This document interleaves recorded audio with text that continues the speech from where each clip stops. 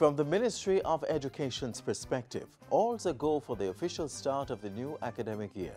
Schools have been given their subventions early, furniture have been bought, and contracts have been approved to supply and distribute textbooks. How are you faring on the home front? We hope you and your child are back to your regular school routine. We here at the JIS will continue to do what we can to ensure your transition from the summer holidays to school term is seamless. Here's how.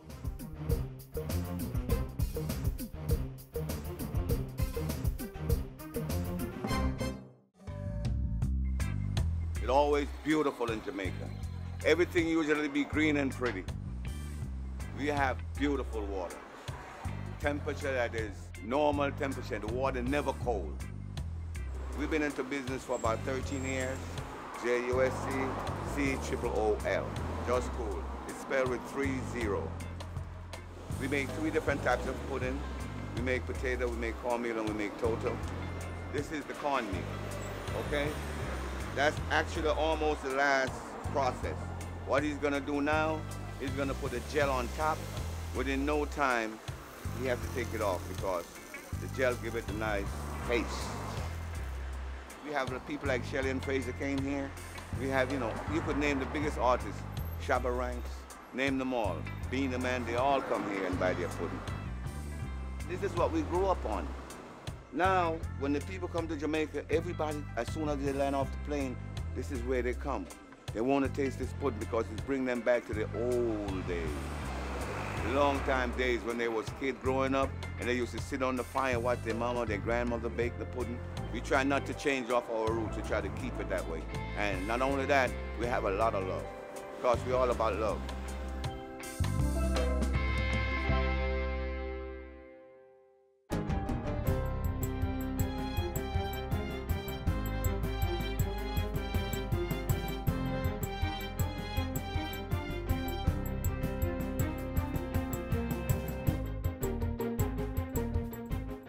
Good day, I'm Stephen McHugh, and this is your JIS News for Monday, September 3. Education Minister Senator Ruel Reid says there was a smooth start to the traffic flow management for schools in the corporate area today. The minister was speaking this morning at Wolmer's Boys School, the first stop on a readiness tour of schools in Region 1. I believe that the police and the National Works Agency, the traffic management authority have really gone out of their way to make sure that they have put in place measures. Minister Reid used the opportunity to call on all stakeholders to work together to make the 2018-2019 academic year a success. Let us just continue to partner in education. Education, in fact, is that great vehicle that we all need for the growth and development of our country. So I'm again encouraging all our partners, let us work together to make this great education venture a success. Meanwhile, this morning saw the police increasing their presence in major towns in western Jamaica in an effort to deal with the increased traffic that was anticipated with student return to the classroom. Head of Area 1, which covers Trelawney, St. James, Hanover, and Westmoreland, Assistant Commissioner of Police Donovan Graham, says administrative functions are being scaled back in the mornings so additional police officers can be deployed to man busy intersections in major towns. He says special attention will be paid to bus parks and students will be properly monitored to ensure their safety and security throughout the academic year. Government has meanwhile committed $380 million to expand the rural school bus transportation program this year. He says the program, which was piloted last year at a cost of $200 million, will now be expanded to the remaining 12 parishes outside the corporate area. Because in corporate area with JUTC, they have highly subsidized transportation. The big challenges in the rural areas where children have to travel far distances, both for primary and more so secondary school. We are much farther away from home. So the average parent in many of these rural areas have to find $500 a day just for transportation for each child. That is prohibitive. The program is being expanded with support from the International Monetary Fund and the Ministries of Finance and Labor and Social Security. In other education news, the Portfolio Minister says legislative amendments may be put in place to prevent schools from breaching government's guidelines on non-mandatory fees. Where we have seen breaches, we have called in quite privately the boards and principals, and we ask them to reverse certain decisions. We have looked at some of their literature in terms of communication and where we think that they haven't communicated properly to the stakeholders. In fact, we have crafted a sample letter which the narrative says that you're asking for a contribution and not a mandatory payment. Senator Reid insists that schools are adequately funded, pointing out that the ministry has even expanded its support at the secondary level by allocating $887 million to cover the cost of temporary and other support staff. There's 1,007 cooks across the system that we are now paying for at a cost of $323.1 million. Therefore, there's no need to ask parents for any contribution. We're paying the utilities. We're allocating between $120 for grades, for infant grades 1 to 3, and $150 above grade 3. The minister adds that 18 temporary deans of disciplines will be provided to schools and says grants have already been provided to cover STEM and TVET programs, curriculum support, and other special requests. He says guidelines on mandatory fees have already been sent to schools and administrators can apply to the Ministry for assistance with critical repairs or expansion. Meanwhile, it was revealed yesterday that the Education Ministry has called a meeting with private schools for this Wednesday to facilitate and address any queries on critical matters. The meeting is to be held at the Jamaica College Auditorium. It will address, among other things, the implementation of the National Standards Curriculum, the Primary Exit Profile, the K-13 strategy, and safety and security in schools. The ministry will also use the session to distribute curriculum documents to each school. Residents of Montpelier, Mafuta, and Normandy in St. James should have an easier time accessing their communities following recent upgrading of the Blue Hole roadway. Upgrading of the roadway which links these areas was part of a $12 million project that included drainage improvement work in the Blue Hole community. The National Works Agency NWA started the project in July and completed works in mid-August. Community Relations Officer of the NWA's Western Region, Janelle Ricketts, says this project is one of 6 that have been targeted under the agency's island-wide $1.35 billion local rehabilitation and drainage improvement program. Nearly $50 million has been devoted to this effort in St. James. The projects are designed to mitigate future flooding and repair roadways and drainage structures that were damaged by recent flood rains. And finally, Health Minister Dr. Christopher Tufton says going forward, the Jamaica Moves initiative will be focusing more on diet and nutrition.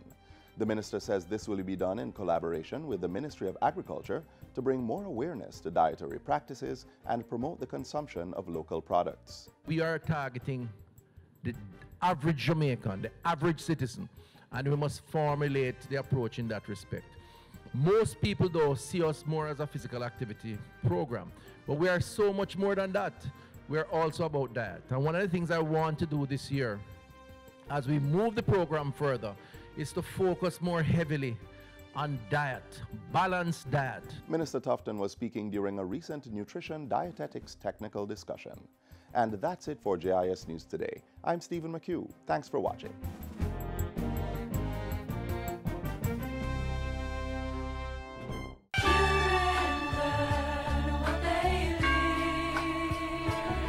Be an active participant in your child's life. Spend time with your child. No phones, no television, no distractions, just the two of you. Get to know your child through play. Why not go to the park and get on the monkey bars? Sharing a meal can also be a time of bonding. If your child's in school, be involved in school activities. Speak with your child's teacher, follow up on their progress in school, and see how you can help. Assist them with homework. Attend parent-teacher meetings and support school fundraising events. Remember, your child's future is in your hands. Safeguard it. So glad you are a child of mine. The Ministry of Education is serious about its mandate of having an inclusive learning environment for all our children. Take a look.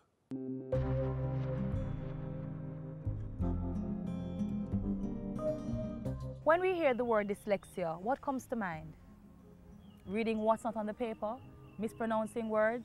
Well, that's true, because dyslexia is a disability which involves difficulty in learning to read or interpret words, letters, or symbols. We have students with this disability in our education system, and they are being supported by the Ministry of Education, Youth and Information. Let me welcome Acting Assistant Chief Education Officer in the Special Education Unit in the Ministry, Mrs. Ann Newman, who will share with us the Ministry's approach to helping these students. Welcome. Thank you, Carrie.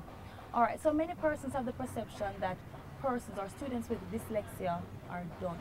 Please clear that up for us. Well, we never, in educational circles, we don't use the word dunce. We should try not to, because persons who have specific learning disabilities are persons who are of average or above average intelligence. That means they have the capacity to learn, problem solve, and do whatever they want to do in terms of a profession. But they have a processing disorder. And dyslexia speaks to a processing disorder that affects their ability to interact with written, print, and the spoken word. Okay, so how can we actually help these students? Okay, the first step in special ed is always diagnosis. So once students are not doing well in the learning of reading, then they ought to be referred for an assessment. And once the assessment is done, it will show what the child's strengths and weaknesses are. We do remediation by using their strengths to teach them, as well as remediating their weaknesses. So the assessment report will usually give recommendations and strategies that would best suit that child. Okay, so what's their learning style like? Okay, there's no one size fit all. Everybody has their own learning style. Some of us tend to be auditory learners, some visual, some kinesthetic. So we recommend that in a mixed class, teachers use a variety or a combination of those strategies.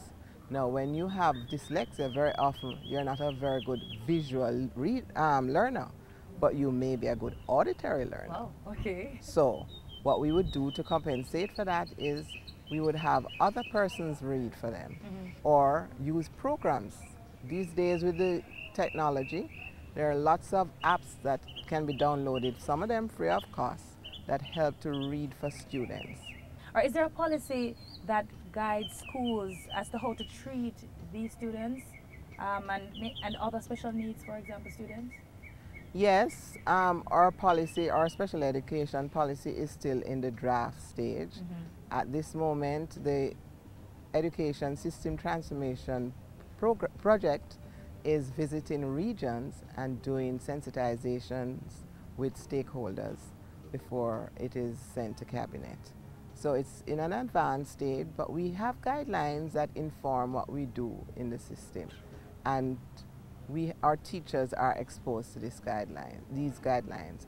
One of the things that we do for a person who may be dyslexic is once they have been diagnosed officially, that person can qualify for what we call accommodation, extra time, sometimes a reader, in our national examinations. And schools that do the national exams know this, and they apply to the student assessment unit for this accommodation. And we also, from the special education unit, and we also have special needs coordinators out in the main schools, facilitate workshops, staff development for teachers who need this sort of support. We're always available. Okay. And Carrie, it may be useful for us to share a few tips with you for parents or teachers who are dealing with students who have dyslexia. Dyslexia, 3 of the manifestations of dyslexia are usually reversals, substitutions. And reversal, I mean that they reverse words or letters. They substitute. P, or BD, sort of like that, seeing B as D and exactly, so on. Exactly. Or saw for was. Okay. Those sort of examples. So they have reversals or they substitute some words. When they can't fully pronounce it, they put in a word that has a similar configuration, or they are just very disfluent in reading. And for them, it becomes a very frustrating exercise to learn to read. So a lot of students who are dyslexic become very frustrated with this process, this critical process. So some of the tips that we use with teachers, we say to teachers in a classroom, if you realize that you have a struggling reader in your class, never put them on the spot. Never ask them to read aloud in front of others because it's just going to heighten the anxiety. But what you can do is do more peer reading with that student. So if you have a good reader, and especially if they're friends, and you notice I'm putting it in quotation because you don't want always to have friends together. But if you have a good reader in your class, you can assign that person to help read for that child so they're not always heard audibly. And then you can play a lot of games. Because remember, the person is of average or above average intelligence. So if you converse with them, you would never detect that they have a learning difficulty. So do more things, use their strengths, so their auditory skills, conversing with them, and having them access information through tapes and that sort of thing is very helpful for a child who may be having a learning disability. And of course, we're in the technology age, using the technology as I earlier suggested. Oh, those apps and so on that yes, you mentioned. the apps, yes. Okay. Yes, Thank you so much. Important tips for us to use. And when I say us, I mean parents, teachers, friends. Thank you again, Mrs. Newman. You're most welcome. We'll it was my pleasure. Okay, thank you.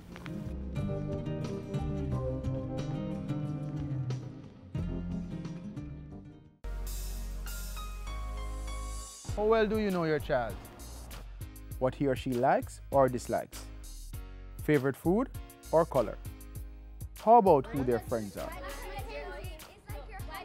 Make the time. Get to know your child. It helps to build their relationship. Makes it easy to keep them safe, and it helps their development process.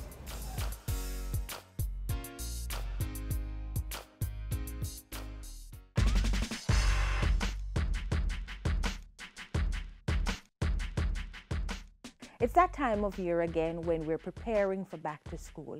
And as a commission, we want to ensure that we're giving you practical help as to what you need to be doing to ensure your children are very prepared for school. One of the things we recommend is that parents must understand the learning profile of their children.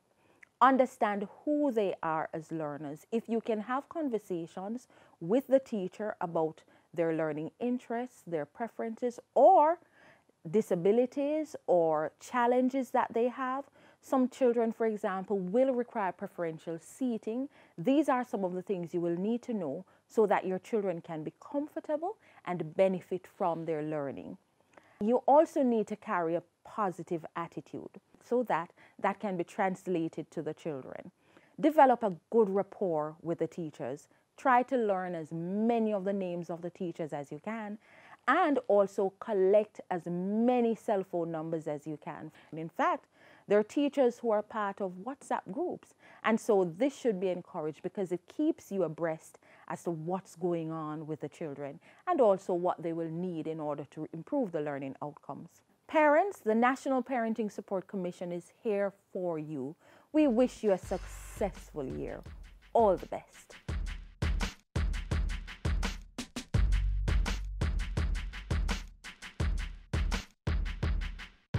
As we start the new school year, get some tips on how to safely use our roadways.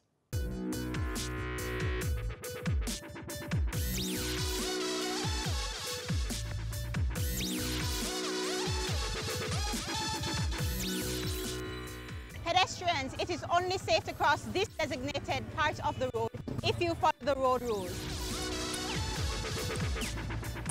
Never attempt to cross before the indication is given, and do not try to beat the oncoming traffic which has the green light. You have overhead bridges, and overhead bridges are safe areas that are provided for pedestrians to cross. What we are seeing are pedestrians dashing across dual carriageways and then leaping over concrete medians. That is a no-no. We have had persons who have lost their lives doing that. And I am now appealing to pedestrians to do the right thing and access the overhead bridges that are provided in order to save your own life. Where there is no overhead bridge or crossing sign, use the pedestrian crossing with caution. Monitor the lights and cross when it's safe to do so. That is a dangerous practice and a 99.9% chance of this happening. The amount of kinetic energy that comes upon your body, that is going to determine whether or not you survive. There are several signs. Road signs are the language of the road. You have informational signs, directional signs, warning signs, and you have enforcement signs. Enforcement signs are erected upright or those that are drawn on the road surface. For example, you have stop sign, one-way sign, and it points in the direction where the one-way is. No U-turn, no parking, no right turn, no entry, a number of signs. If there's no sign that are erected upright, you will see yellow markings painted on curb walls. That constitute no parking, and you should not park in those areas. You park where white painting is drawn on those curb walls. Those are areas where parking is permitted. You have continuous white lines that are drawn on road surface. No motorist should drive to the right of a continuous white line. There are some other signs, especially like along Knutsford Boulevard, where the dual carriageway is, but there is any elevated median. You see something looking like a zebra crossing. Those crossing depicts a median, but a median that is not elevated. If you disobey a stop sign, it carries a fine of $4,000 or 6 demerit points. If you disobey the traffic light, the red light, that too carries $4,000 a fine or 6 demerit points. On the approach of a traffic light, for example, Halfway Tree Road, Chelsea Avenue, by JIS there is no filter light. You are to obey the light, and whenever you get green, you are to proceed. These lights are so configured that they allow for a pedestrian to cross. So when that red light is on, pedestrians are crossing. So that's why a filter light is not put in. When approaching a roundabout, you are to yield to the person to the right, right? Always allow for that person to go first. A similar thing with a yield sign, a give way sign. You are to yield to the person and allow that person to proceed. If you happen to overtake, you are to do so if the way is clear, and once you complete that maneuver, you are to get back to the left lane and remain there. We have persons anticipating the light. You have those that are anticipating the green, and even before the green comes on, they are off. And you have others who are beating the amber in order to go by as well. And I should tell you this, red means you are to stop, amber means you are to prepare to stop, and green means you are to go if the way is clear. And remember, always wear your seatbelt.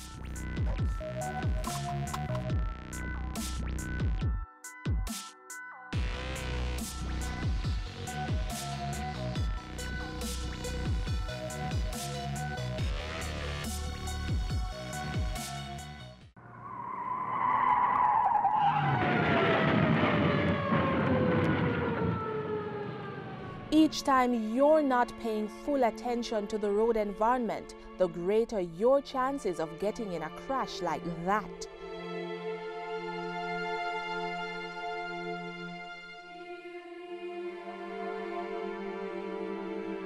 Plan routes to avoid focusing on GPS systems, prevent children from roaming in motor vehicles, turn down the volume of car stereo systems, pull off the roadway if you have to use mobile devices, do not read, watch television or eat while driving, avoid multitasking, and keep conversations with other passengers to a minimum. Whether you walk, ride or drive, avoid potentially fatal distractions. It's Prostate Cancer Awareness Month. Identify the signs, symptoms, and treatment for this disease.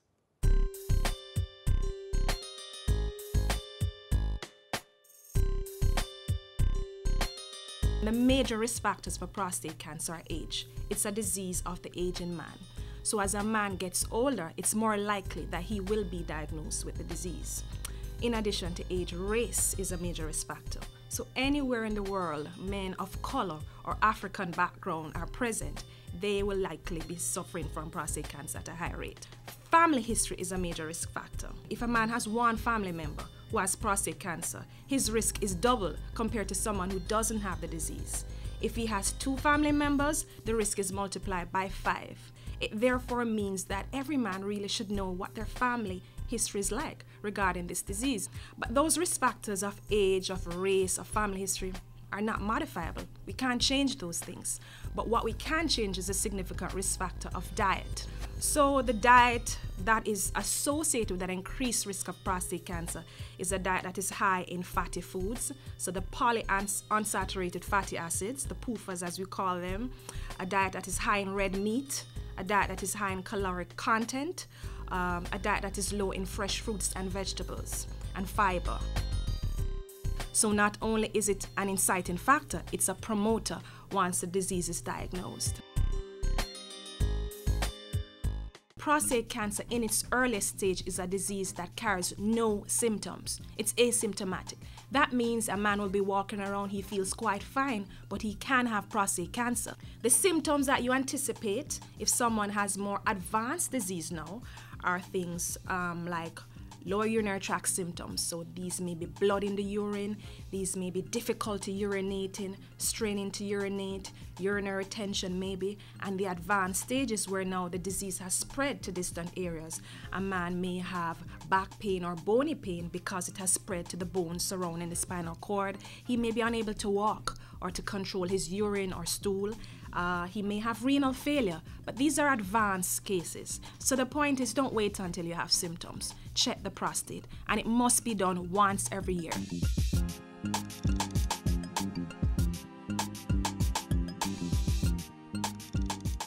Mommy? Yes, Zoe? Can we read this book? It will only take 10 minutes. Sure, sit down. Every spring, Madame Angel Wing arranges. Do you have 10 minutes? Read with your child today. Reading with your children for just 10 minutes each day helps develop their language and listening skills, stimulates their imagination, and expands their understanding of the world. So, start reading with your child today.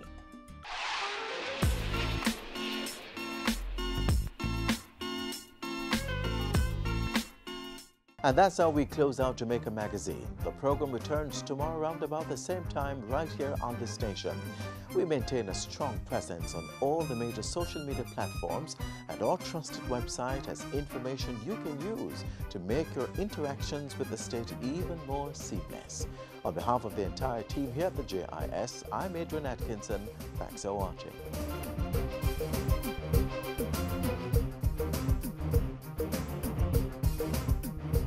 This has been a production of the Jamaica Information Service, the voice of Jamaica.